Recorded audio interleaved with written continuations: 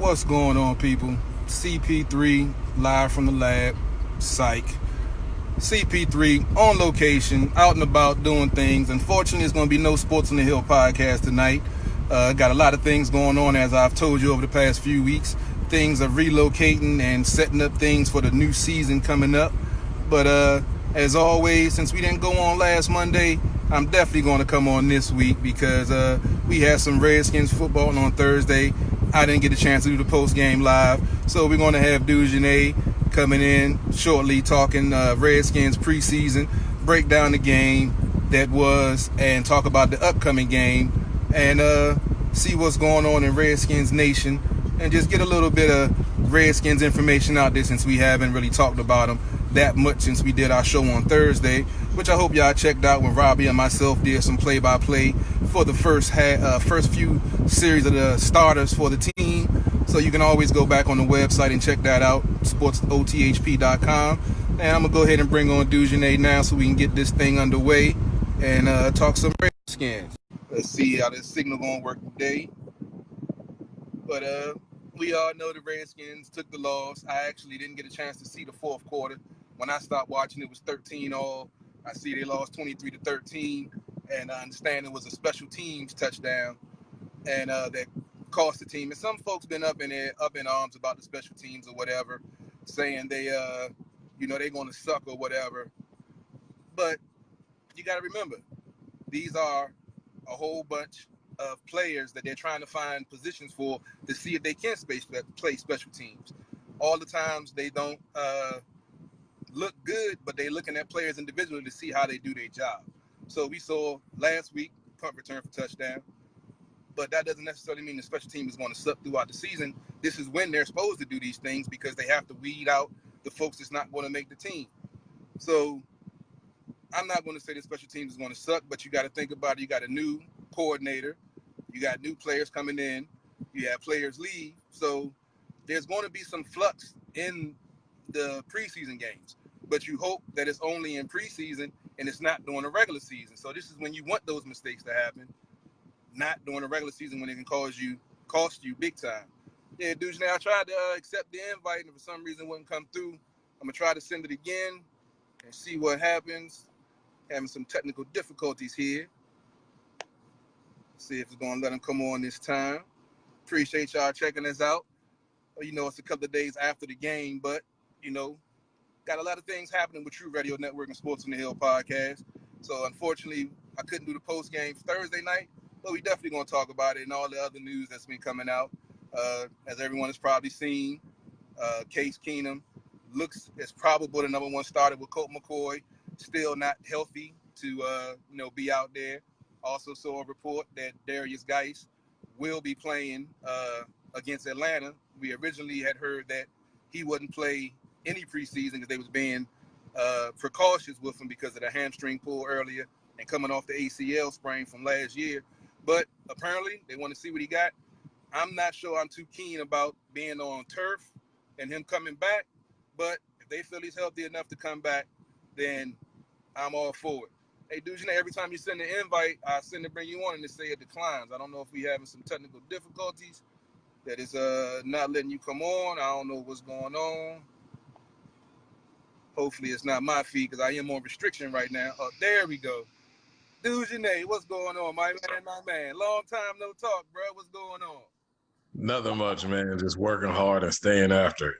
Hey, man, that's all we can do, man. As I say, no Sports on the Hill podcast tonight because I'm on location doing some things for the network. So we had to bring some Redskins coverage to the page because I've heard all of these social media pundits and all of these analysts saying all of these things, and I haven't had a chance to chime in. So I said we got to do something to talk about this, especially with the news I was just speaking about with Darius Geis looking like he'll play Thursday. Colt McCoy still isn't, ready to take the field. So it's looking like Case Keenum is going to be the number one starter. What do you think about those two things right there? Well, Case was going to be the starter. I don't ever see there was as much as I like Colt. I like his attitude. He's well liked in the locker room. But I said it from day one. I thought Case would be the guy coming into that. They didn't trade for him for no reason. unless he was going to be behind the eight ball as far as his knowledge and fluidity of the offense. But I think he starts.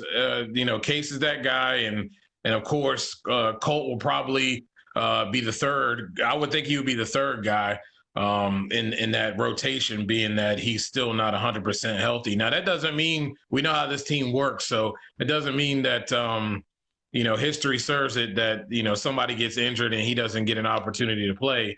But I think Colt had his opportunity in December and he got hurt.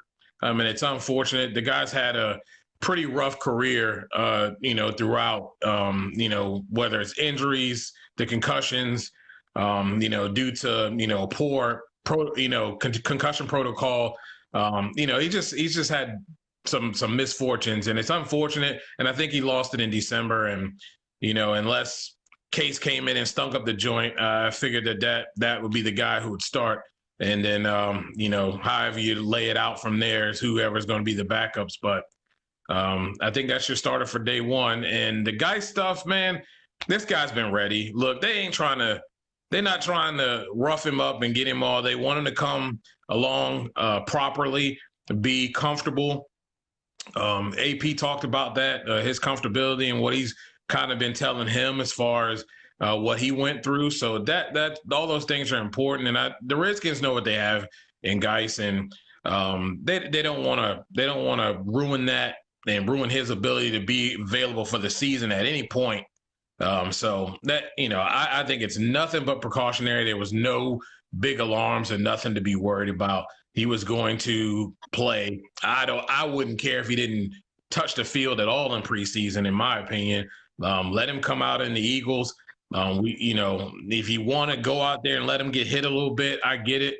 You don't want that in the regular season. Kind of want him to get his first hit and get it over with, and then he can be confident. And again, we know the value of having a guy like Adrian Peterson, who's really done a great job of just being a pro's pro with that running back room, and really with everyone on the team, but especially the running back. So, it's nothing big, nothing new. You know what I mean? If you see a spade for a spade, you understand these things were pretty much what was going to go down. No doubt. I'm just, like I said, tentative about him being on that field turf. That's just me. But if he's ready, he's been chopping a bit. When I was at training camp the first day, he looked like he was ready to go. So yeah, I'm not really mad at it. But we spoke about the quarterbacks. I gotta talk a little bit about Haskins. He had a nice 55-yard touchdown pass, and everyone is loving that. But I saw it as playing with fire because he stuck in that pocket a little bit too long. I mean, he got the arm and he connected on the pass, but to me, he's too much of a stationary target. And I know the rules are, not to hit at the knees, not to hit at the legs, but I just had a bad flash with him standing there. I love the result of the play, but I've been talking to some of the college guys because, I don't watch college, and they say that's one of his traits, that when they get pressure up the middle, he tends to be like a deer in the headlights. When it comes from the outside, he's more, aware and he's more mobile, but it's like when the pressure comes up the A and B gap, it's like he stands there, and sometimes he take unnecessary abuse. What do you think? I don't agree with that. That play, personally, he stood in the pocket. He knew what he had downfield. Even he spoke about it after the game. He knew what he had downfield. He saw it, made the right read, made the right throw, and he stood in the pocket. I think the poise is great. I don't want a guy with happy feet and always thinking that he needs to run. Sometimes you got to stand in the pocket, and there's going to be a shot taken. There's going to be that guy in your face. You're going to get popped. But those guys make plays. And when the game's on the line and you need that Aaron Rodgers like, Tom Brady like throw under pressure, under duress, and it be precise where it's supposed to be, giving his player opportunity to make a play. I want that. I think he showed the ability to vacate the pocket when necessary, but that's not his first inkling to run. He knows he can do that, but he wants to try to make a play down the field. And I used the game before. You see him roll out to the sideline. He had an ability to run. He was looking. He had that Russell Wilson type mentality of looking down the field, looking to see if one of his guys breaks off and say, hey, look at me. There's no one around me because they don't see me. And he makes that play to possibly break a touchdown, or it's a big gain for the offense. So I'm not gonna scoff at that, because that's one thing you don't want your quarterback to be able to see is the rush. And like I said, I think he understood, because he said that was one. He wasn't even worried about the throw. His thing was that he called the right protections, still got protection, made the right adjustments on the play, and boom, he makes that big deep ball down the field because he knew what he had. He saw where the safety was. He read everything, and that's what I love about Haskins. So, I don't agree with that, and I'm okay for him not being that guy, because I want him to be very comfortable, natural, and poised. Those are the guys that are going to make the plays, and the little heat ain't going to rattle them and get them off kilter to where they make a mistake and make it a turnover for the team. So I like it. Definitely a valid point. I can see where that comes from. I guess me seeing the injury bug has hit us the last few years. Every time I see a play that could be dangerous, I'm like, because we've seen so many fluke injuries with this team. Yeah. Is that I just want to put them on bubble wrap right now and just like, all right, just be good, make some good plays, and get him out before something fluke happens to him or somebody important on the team. Because we've seen with the offensive line without Trent Williams. I'm still, okay, I'm going to ask you, because I know Donald Penn just came in, but we've seen Christensen, the rookie, get exposed for the last 2 weeks on the left side.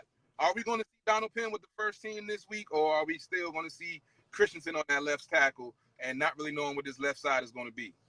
That's going to be interesting. I would think that you would, because I think Penn's the guy going into it. But I mean, my personal assessment, I like Penn, and he didn't have a great game against the Bengals. There were some guys that blew by him, and I honestly, it's not bad enough to say it's not bad enough to say that I'm uncomfortable with starting him going into the season. Now, if it turns out he starts Thursday and he's getting, blown by, then there's a level of concern. But I honestly think the biggest problem is with Christensen is the fact that he has Flowers next to him.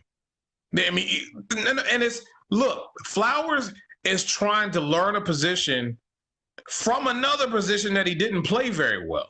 And let's be real here. You cannot be, straight up and down out of your stance with no bent knees. You get bowled over inside at guard. And don't get he's trying to, first of all, learn the proper technique and get the proper leverage so he can use his strength and ability. Guy with all that ability is just got 2 left feet is, beyond me. But he's got to learn, and he's got to learn that position. So Wes Martin, I've said it since day one, seen the guy, he's the guy. If you put him and Christensen together, I think Christensen doesn't look that bad. Dujunnea doesn't look that bad. And he's covering, he has his own issues, which are meniscal. It's not the big problems. He has to be more consistent, but you can't be more consistent when you're trying to cover your own and you're covering for the next guy beside you. So I'm not mad at him at all. But I want to see whoever. I think Martin is the guard regardless going into it. And maybe they do start Flowers for a little bit. I don't know. I mean, obviously, I think he's going to start the 3rd preseason game, because the bottom line is you got to see what you got in this guy and whether he's going to produce into anything and at least be serviceable if you have to go to him if someone gets hurt. Because there's several other guys that can do, I can find guys 5th on the depth chart around the league that are guards and probably are going to play better than him. So, you can get that from someone else. You don't need him, who's not versatile. So I'm interested to see how the combination goes, but I don't have a problem with Dujunnea at all. I think it's Wes Martin who starts in that position unless there's some, I don't even care if there's any improvement this game. Flowers is not, I don't see Flowers starting in that position unless Martin does some serious regressing over the next, up into the fourth preseason game. So I would expect that to be your combination. But Penn is going to concern me if he continues to get blown by against guys, because Martin is on the inside of him. So, and he's getting blown away on the outside. It's not inside, pressure. It's outside. So I don't want to see that at all.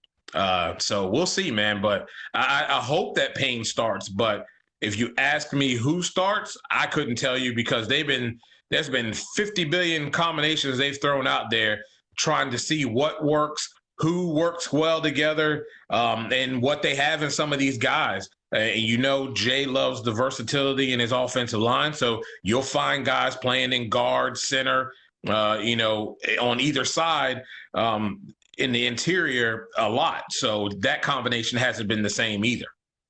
Yeah, I think that would be a definite Christensen and Martin. I see that. I wouldn't mind that. Two young guys, cutting their teeth in the league together. You got Sheriff and Moses on the other side to help to mentor them and everything. So I would rather see that than Donovan out there. I don't even really want to speak about the Trent Williams situation, because we've heard so many contradictory reports that we don't know which way is up. So there's just nothing to talk about. I mean, all of it is speculation, and it's the same speculation, or the same. What we know is what we knew months ago. So there's really nothing else to talk about. And it's really just up to whether, again, I will just say this.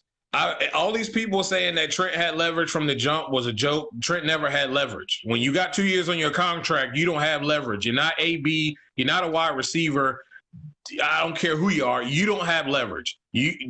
Because at the end of the day, you don't want to show up. That's cool. When the season starts, you can just start shucking out some money because you're getting fined. So there's no leverage there. Now, whether a good nature because that's your Pro Bowl guy, he's been the face of your franchise, and you want to do the right thing by him. If he's refusing to come back and you really can't work it out, you trade him, then so be it. Will he get traded? I don't know. Will he come back? I don't know. But the fact of the matter is Trent isn't here. And so we just need to be concerned about the guys that are in the building that are going to start and going to be playing on the field. If Trent comes back, cool. If Trent don't come back, in the words of my guy CP3, cool. We didn't talk about the line. We spoke a little bit about the running backs. The backfield is kind of deep. We've already pretty much said earlier we think P. Ryan is going to be the odd man out. Yes. Yeah, he's an enigma to me, because he has all the tools, but he just can't get it all together. You think that he needs a change of scenery, because he's Jay's guy and Jay's been riding for him the whole time. But do you think he needs a change of scenery or something? Yeah, I don't know what it is, because I think they've done all that they can to try to help him. But I said it before we even started that P. Ryan was done. And now when you see the what he's done on the field, I mean, against the Bengals, I mean, everybody else ran behind, if not worse, guys, and produced big numbers. Like, really? So if they can do that and you running behind guys, the same guys that AP ran behind, and that's what you come up with? There's just, and he doesn't play special teams. So if you're not producing, he froze. You're the same guys, the other guys. You're AP, or Geis. You're a strong, bullish runner. Now, Geis is a little bit more versatility, but you know what I'm saying. So you're just like the other two. So Love's not going to be there. We know Thompson's going to be there, and you need somebody to play special teams. No Trey Quinn hadn't been able to do it because he hadn't been out there. So you don't know who you have. And Wilson was the guy who was returning. Now he's got an ankle injury. He's going to be out for a little bit. So nobody wants to see. I mean, nobody really wants to see Byron Marshall on this thing, but it is what it is. But somebody's got to do it. and there's got to be a space for it. And I'm sorry, P. Ryan with no special teams and that performance we saw in the preseason game. Yeah, he's pretty much. I think he's pretty much done. Patrick says P. Ryan doesn't have patience or vision. Those are two valid points. Also, that cut that he does, I don't know why he continues to do that, but yeah, I think if he gets a change of scenery, I think he'll be all right. The wide receiver position, everyone complains. I actually saw some posts saying should the team cut Josh Doxson and sever ties or whatever. But I think the wide receiving core can be serviceable and help this team if they run the ball and use the play action and boom, boom, boom. We know how we've always talked about passing off the run, not running off the pass like Jay likes to do. So what has been your impression of the wide receiver core so far in the first two games? I'm not as down about them. My only concern is Paul Richardson. I mean, once again, the guy is nursing something, and he needs to get right. Like, he needs to get right and get right ASAP. And I'm not saying that, when you don't know what you have, so you can't say that anything is built around this guy. But the good thing about this is Robert Davis has shown some real nice skills, which he's been showing throughout the time he's been here. He just gets hurt.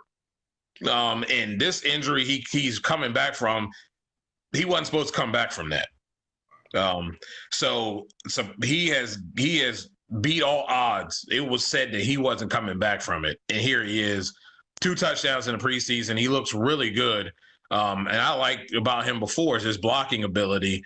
And you look at the guys they have, let's say Calvin Harmon. I mean, did you guys see him? I talked about him way beforehand. This guy's the steal for the Redskins where they got him, and he attacks the football. That pass interference was garbage. That's the most egregious, erroneous thing I've ever seen in my life.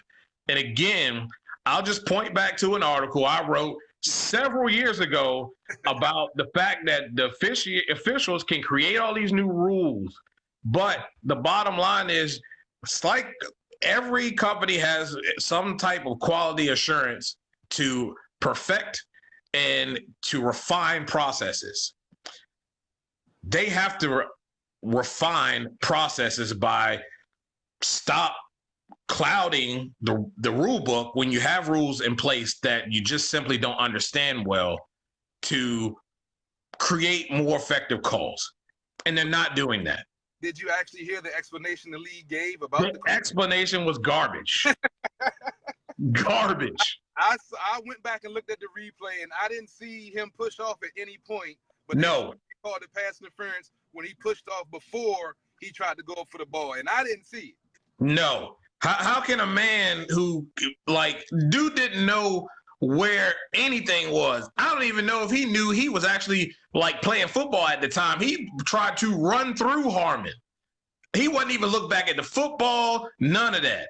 In that automatic PI, I don't understand that. It sure as heck isn't on the offense when a defender with no head turn is running through a guy. I mean, we see it all the time. If you don't turn your head, you are not going to get the call. It is automatic defensive pass interference. But it almost was the Saints play all over again, without the fact that dude caught the ball, that Harmon caught the ball, but that dude ran through Harmon, and we calling that nonsense. Yeah, that's normally automatic defensive pass interference. If you don't turn automatic, your head, the ball gets there, it's normally automatic. But we saw several calls in this game and the game before that we can I'm gonna just talk it up as the referees are still in preseason too.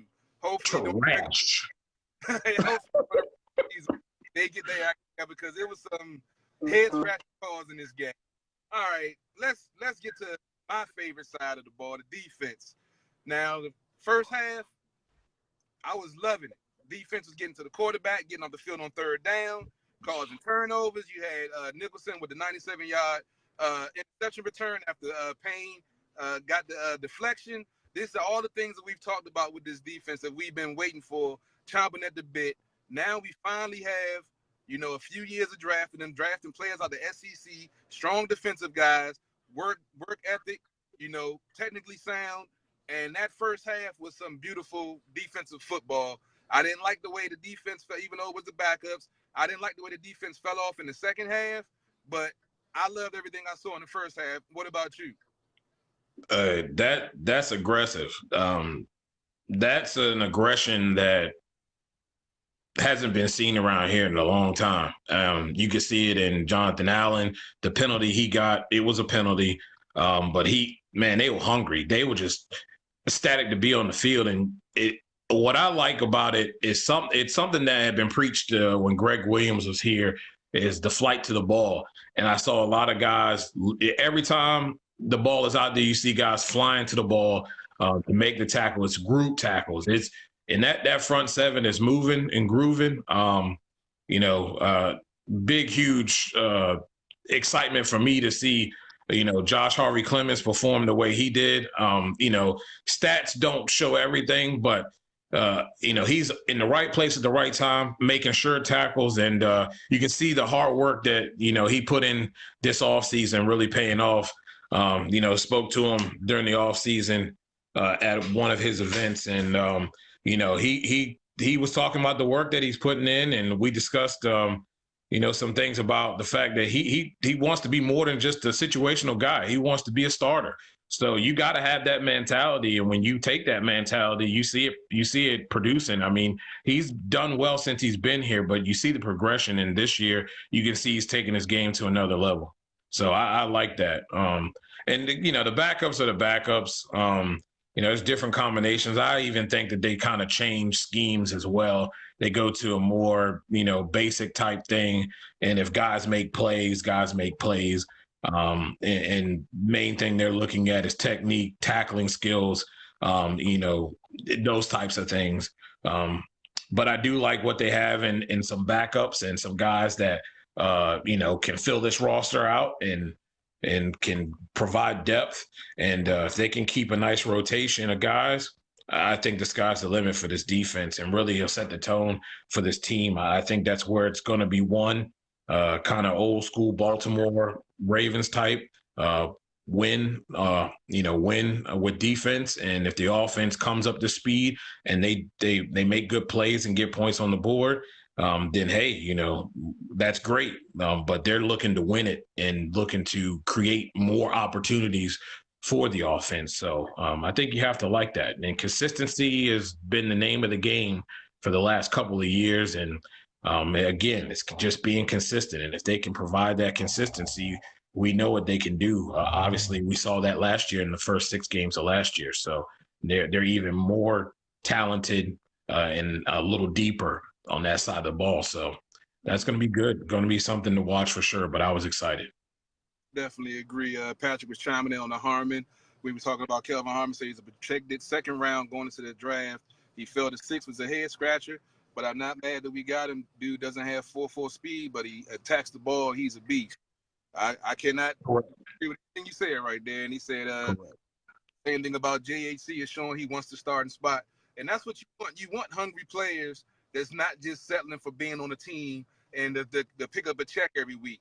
They want to start. They want to make an impact. They want to, change the culture and the what's the word I'm looking for? And the stigma around this team. And they're getting tired of hearing the same thing us as lifelong fans, hear about this team from other media outlets. They suck, dysfunctional, yada, yada, yada. But I don't see it that way.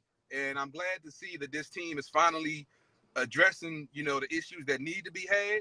Before we had a front office that, would just go out and try to make the splashy move or whatever and wouldn't address the needs of the team. They just wanted to shut the media up and keep the fans happy and buying tickets. Now we're seeing them actually putting, effort and thought into this product that we want to see on the field. And I can't wait to see what this defense does. And the linebacker core still has me, trying to figure out who's going to do what. I was checking out Sweat. He got some good pressure on the quarterback, caused some havoc out there. We haven't seen Kerrigan yet, but I know we spoke about it previously about them switching up and putting them over the guard, putting them over center, switching them up on different sides of the field. And with Rex Ryan in the mix, do you think that that's going to happen with this team this year? I think you can see that. I think you kind of have to. Then they have so many options. You know, Ryan Anderson has shown a level of improvement this year. You got Sweat. You got Deion Hamilton, you know, and then with Sweat and Kerrigan and their ability to get after the quarterback, I think you have to do some of those things. It would be nice to see. I think that's what one thing that Rob Ryan brings into this thing. He's really an innovator when it comes to that. You know, you've seen the linebackers that he has coached. And I think it really just brings another avenue of a mindset and some schematics that could help this defense and utilize the talents that it has and the versatility that it has. So, you know, I'm hoping that is the case because it throws out another dimension there because you don't want people to know where your best players are at all times because you can scheme up for that. And then it requires now other people have to step up. And I get that. But, man, when you got guys that are talented, take advantage of it. You see it happen all across the league all the time. And so I would expect this year that they got some new wrinkles, especially being that Ryan and Sweat with those two guys. And you talk about Ryan Anderson that can really be a nightmare, a schematic nightmare for an offense if you can move those guys around and kind of switch things up a little bit. That's what I always say. If the defense can make the offense switch up, that's the thing that folks don't realize. The offense normally dictates the pace of the field, and the defense normally adjusts. But if the defense can start dictating and taking away things that the offense likes to do, you change the whole schematic of the game because now you have the advantage on offense and defense, and you can dictate it. And if you get a lead and force them to throw with the defense that we're hoping this team has, getting pressure, getting hands up, and getting turnovers, it could, if the team stays healthy, I think defense can be a top 5 defense. Yeah, I really do. I think they have the ability to do that. Definitely top 10, but I really could see this defense being a top 5 defense. You know, I've talked about before. I liken it to the Cowboys and the fact that, you know, they've been around the top 5 and in the top 5 a lot, and they don't have nearly as much talent, you know, at all of the positions. It comes down to schematics, and it comes down to how they're coached and positions you're putting your players in, et cetera. And they've done a very good job of that. That's why they've been in the top 5. Because they're innovative. They utilize the skills of the guys that they have to the best of their ability, and they've turned out you know, a fine product. So if the Redskins can do the same with the talent they have, you know, I wouldn't want to have to scheme up for that type of a defense because, man, they were tenacious, you know, when they were out there in that game, and man, they really got after it, and it's going to be tough for teams that become one-dimensional in a football game. Yeah, that's what I'm thinking. Brandon joined the chime. Then he said, talking about the Trent situation, bring Trent back, sacrifice a medical staff member. We said we don't know what's going to happen. We just going to wait and see. We're going to worry about. I'll comment on that medical staff comment. You know, they actually had made some changes before this ever has been brought up. Now, obviously, the head guy is still the same, but there have been some changes within the last couple of years of medical staff. So, you know, like I said, I understand this feeling. This is something that's been going on with the team for a long time. You know, and that's at the end of the day, it's something that they're going to have to work out. But, you know, I don't think there's any more, you know, firing a guy right now isn't going to change the spectrum. And a lot of those guys have been changed. Only thing is the head guy's been the same and whatnot. So I don't know how much of that is going to change anything. So it is what it is, man. Like we said, speculation. He also says, well, what happens when the offense leaves the defense on the field? The offense has to be able to control the game and keep the defense off the field. Definitely it's true. We saw that last year with Jay's pass-happy offense, 3 and out, put the defense back on there. They'll ball out the whole first half and do their thing, but then the offensive sputter and then the defense keeps going out there, and then they either get a big run on them because they're tired, or they have a miscommunication and give up a long bomb. Well, it's all going to come down to the play calling. That's what I'm anxious to see with Kevin O'Connell.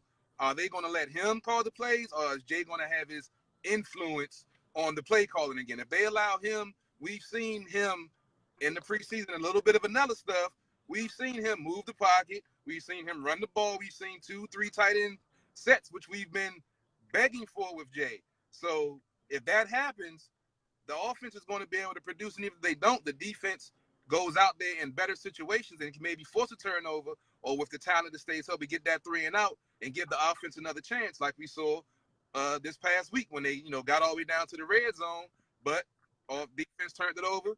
It's pick six, the whole different ball game. What do you say, Dujunnea? Yeah, I understand. It's the same. It's the same with every team. Every team has to deal with it. And I look at situations where, I use the Cowboys as another situation. They had several games that the offense a lot of times wasn't clicking, and wasn't firing. And you cry. They cry here in Washington, and fans cry about Jay's calling. But Jason Garrett is 10 times worse. And got in his own way a lot, and yet they still won football games. Even though the offense didn't do such a great job. And so I understand there's movement that has to happen. You can't have these quick 3 and outs. You can't put your defense in peculiar situations with their backs up against the wall and tell them, "Oops, we turned it over in our own territory, and they're automatically in the red zone. Go save us 50 times over." I get that. But there's just sometimes when you have a defense that is good, and when you have a top 5 defense, when you have a good defense, they're going to go out and win you some ball games, because it's going to happen. There's the times that it's going to happen. It's going to be a defensive battle. And it's going to be, they cannot give up the ghost. It's simple. And it all starts up front. You don't want that every game, of course, but it is what it is. And it has been done and done well in recent history. So we know it can be done. It's just a matter of they have to be more consistent. And a lot of the problems last year, just guys just not being in position of where they're supposed to be. When you're responsible for a gap, you stay there. When you get out of position and you're against a formidable opponent, they're going and they do the right thing. You've done it for them by being out of position. They now crease you off, and the guy goes for 6 or 20 yards or whatever. So it's really that simple. The guys are where they're supposed to be when they're supposed to be there, and you make open field tackles. You're talking more 3 and outs, more punts for the opposing team. You're kicking more field goals, and you're not giving up big plays and touchdowns. It's just that simple. Totally agree. Brandon has something else to say. Let's see. He said the offensive line must sustain drives, stay in 3rd and short. Case will not win consistently 3rd and long. Neither will Colt. The O-line must sustain. Totally agree. We definitely talked about that in the first half hour. But let me go ahead and wrap this up. I know you probably got some articles to do with some film to break down. Let's talk about the secondary. We've seen with Jimmy Moreland. We pretty much know he's, a lock to make the team. Just as the question is he going to be the starting slot nickel quarterback? Because Fabian Moreau has an injury, hasn't been able to really to play. Dunbar's coming back off an injury. He was touted as, the number 1 cornerback on his team last year before he went down, with Josh having not the best of years. But we've always said when Josh has competition on the field, he tends to shine more because he's being overshadowed. Now, with Moreland out there playing well, you got Dunbar now, established defensive back, converted from wide receiver. What do you expect from the secondary, and what do you expect from Josh Norman this season? I think you saw that. That wasn't a penalty either. That was the offensive guy who really hit Norman. So Norman's been aggressive, and I think you see that. He's part of the reason he's working against guys like Harmon after practice. They're staying after practice, and we're staying after practice in training camp, helping out those guys on the wide receiver side. And you see him working with his own guys. So I think you're right. I think, you got somebody in there like Landon, and Monte looks like Monte early, early season Monte, early years Monte. You can see that whole dynamic with him and Landon Collins kind of rubbing off on him, getting him back to where he needs to be. I think Dunny's going to be fine. I even think Greg Stroman's going to be fine. And like I said, if the front seven performs the way that we think they can, it doesn't matter who got back there, because you don't have the time. And you can have all pros and all stars. You can go resurrect all the all stars and get them in their prime and put them in your secondary. And if your front seven is garbage, it doesn't matter. You guys are just making tackles or hoping that they can defend the ball and deflect the ball and knock it down. So I think that's going to be a help. But if you're asking about the talent, when you talk about the talent in this thing, Norman's play is stepped up. You can see that. And I think the guys, even if they're not healthy, I think they got enough depth to make it happen. My only question is Adonis Alexander. He concerns me a lot. Not really sure. He has all the intangibles, all the tools, and all of that. It's just a matter of putting it together, and just haven't seen that come to fruition. But other than that, man, I think as a whole, and when you talk about that unit, that's going to be a nice unit. Now you got a Monte that's roving and doing his thing and less thinking, making more plays, and you got a Landon. Hey, man, that's stability back there, and he's just like Swearinger, just loves to hit, loves to come down, make the plays, and he can cover. So I think that's going to help Norman out a lot, and it could be seeing a lot of what you saw, that return with Monte, guys getting their hands up or balls coming out early, because the guys are covering very well. So, that's going to be interesting. It's going to be interesting. But I think the good thing about it is they have some quality depth that they can go to if need be.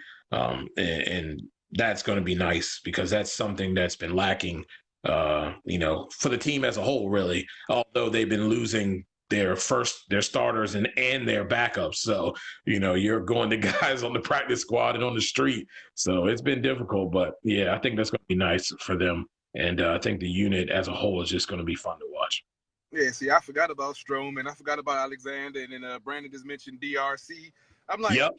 Hey, we're not used to having this much talent and depth on the defense. So I can't even remember all of the talent that's out there. So I just can't wait to the final cut down day and this team go out there ready to ball, because it's a thing of beauty to watch. And you know how much I love defense. So I'm going to have my popcorn ready.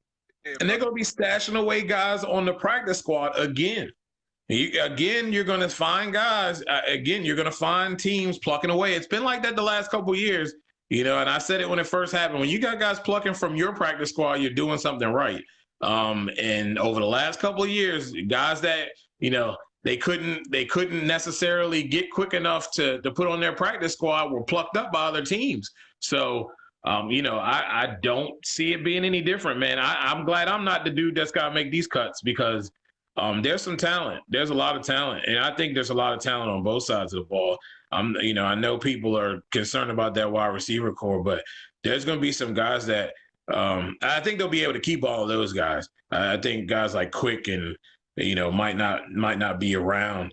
But still, they're going to have to cut a few receivers, and somebody talented is going to get cut. I mean, they got a lot of talent, in a lot of places. And I think that's really good for the team. Says a lot about what they've been doing over the years as far as the free agency and the draft.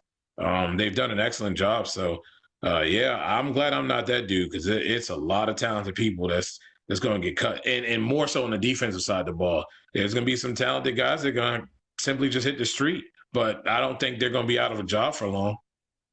And that's going to be my parting shot, because I agree with you 100%, because we know this team used to have players that would get cut, and the next week they had Burger King flipping burgers because they shouldn't even been in the NFL in the first.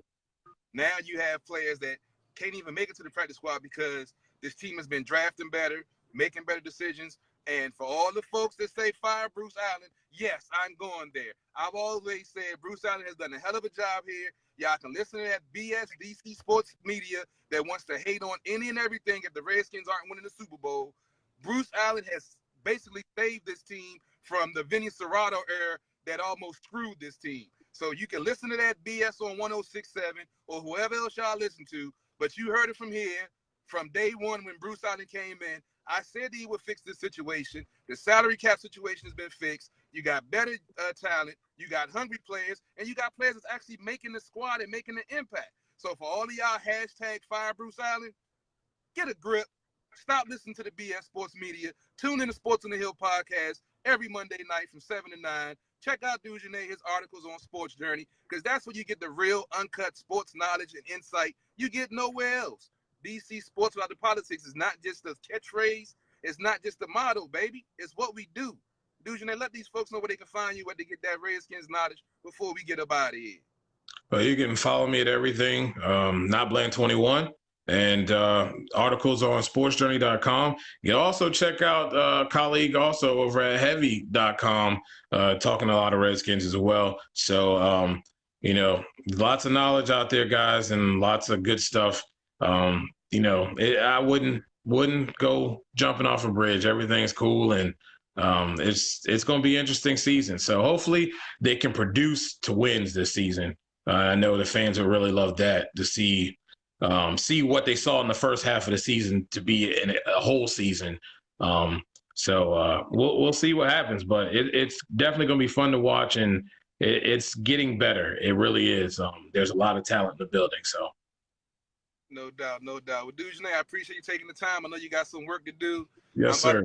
Back on the stuff that I'm doing. I appreciate everybody checking us out. Questions, comments, everything.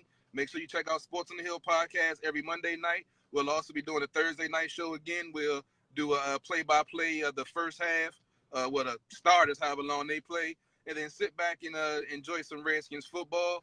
Go check out the website, SportsOTHP.com. All of our shows archived and everything. Just hashtag SportsOTHP, True Radio Network, not Bland21, DujunneaB. It's all going to come up because it's the best DC sports coverage you're going to get anywhere. All right, Dujunnea. All right, guys. I'll holler at you, buddy. All right, brother. Later. All right, later.